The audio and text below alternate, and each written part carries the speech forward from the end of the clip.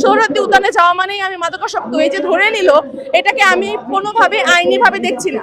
Police কর্মচারীদেরকে নিয়ে গতকাল মাসুদ শিক্ষার্থীদের উপরে হামলা করেছে, তাদেরকে বহিষ্কার করতে হবে। নাইম ভাইকে চেক করার পরেও তারা কিছু পায় নাই, কিন্তু না পাওয়ার পরেও যে উনি আঘাতটা করলো নাইম ভাইকে, এটা তো সাংবিধানিক অধিকারের লঙ্ঘন।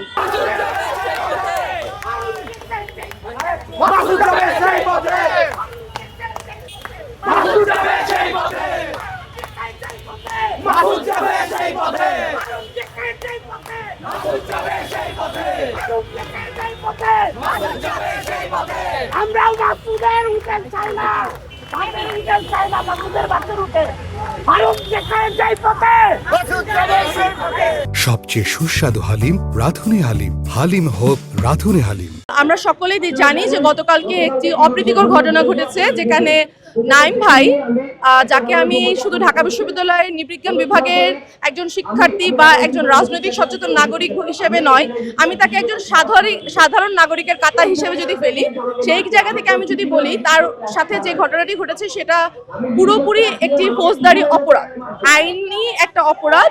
এবং আমরা যদি দেখি যে আমাদের যে সাংবিধানিক অধিকার 36 নং অনুচ্ছেদ অনুযায়ী চলাফেরার যে অধিকার, আমরা যে কোনো জায়গায় বিচরণ করতে পারবো, যে কোনো জায়গায় আমরা বসস্থান করতে পারবো, সেই যে অধিকার, সেই জায়গা সেইটির একটি আমাদের সেই অধিকারটাকে হরণ করা হচ্ছে।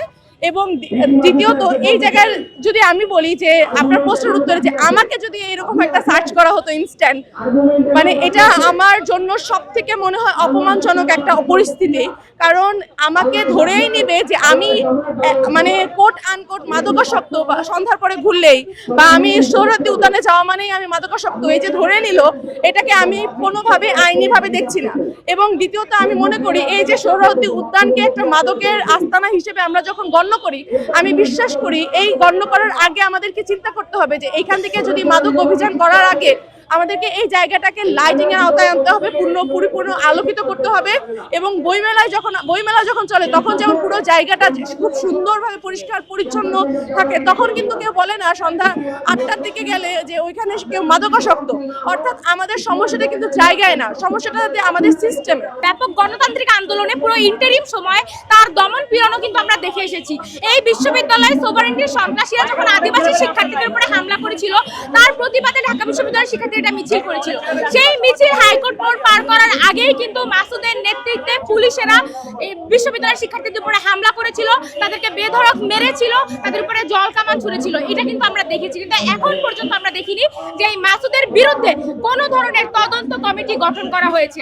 আমরা দেখছি যে নির্বাচিত সরকার আসার পরে এই স্বরাষ্ট্রমন্ত্রী ব্যাপক পিআর কিন্তু পেয়ে গেল যখন সে বলল যে এই দেশের কোনো মব চলবে না, কিন্তু সেই কিন্তু তার পুলিশ বাহিনীকে লেলিয়ে দিল যে সবখানে মোরাল পুলিশিং করে বেড়াতে। আমরা দেখেছি যে গতকাল রবীন্দ্র সরোবরেও শিক্ষার্থীদেরকে ধরা হচ্ছে, তাদের নিয়ে নানা ধরনের মোরাল পুলিশিং করা হচ্ছে।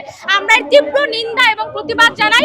এবং যেই কনস্টেবল পুলিশ কর্মচারীদেরকে নিয়ে গতকাল মাসুদ শিক্ষার্থীদের উপরে হামলা করেছে, তাদেরকে বহিষ্কার করতে হবে এবং ডিসি মাসুদকে অনতিবিলম্বে অপসারণ করতে হবে। পুলিশের দায়িত্ব সেটা হচ্ছে আমাদেরকে নিরাপত্তা দেয়া জীবনের প্রতিটা ক্ষেত্রে। তো আমাদের সাংবিধানিক অধিকার হিসেবে সেটা রাত হোক কিংবা দিন, যে কোনো জায়গায় পুলিশ আমাদেরকে নিরাপত্তা দিবে। পুলিশ এইখানে যেটা হয়েছে নাইম ভাইয়ের সাথে, যে নাইম ভাইকে চেক করার পরেও তারা কিছু পায় নাই, কিন্তু না পাওয়ার পরেও যে উনি আঘাতটা করলো নাইম ভাইকে, এটা তো সাংবিধানিক অধিকারের লঙ্ঘন পুরোপুরি। তো এই বিষয়ে আমাদের হচ্ছে আমরা এখানে আসছি আজকে জবাব দিয়ে চাইতে ওনার কাছে যে উনি এটা করতে পারে কিনা।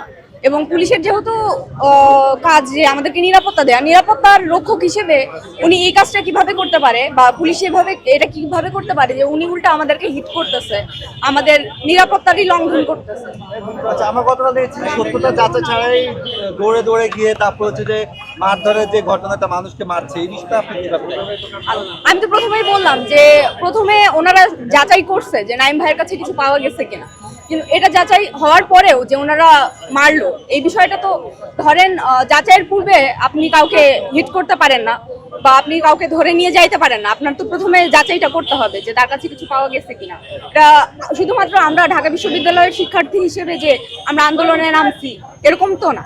ঢাকা বিশ্ববিদ্যালয় ছাড়া এটা যে কোনো র্যান্ডম মানুষের সাথে ঘটতে পারতো, একজন পথচারীর সাথে ঘটতে পারতো। তো তার জীবনের নিরাপত্তাটা কোথায় এখানে? বিষয়টা হচ্ছে এরকম।